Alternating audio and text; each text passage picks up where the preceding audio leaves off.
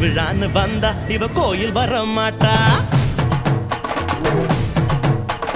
திருவிழான்னு வந்தா இவ கோயில் வர மாட்டா. அரிச்சந்திரம் போல இவ போய் பேச மாட்டா. கண்ணகிய போல இவ கோவப்பட மாட்டா. இன்னொரு விஷயம் கேளு. என்ன என்ன என்ன நீ இன்னொரு விஷயம் கேளு. நான் விட்டதெல்லாம் ரீலே.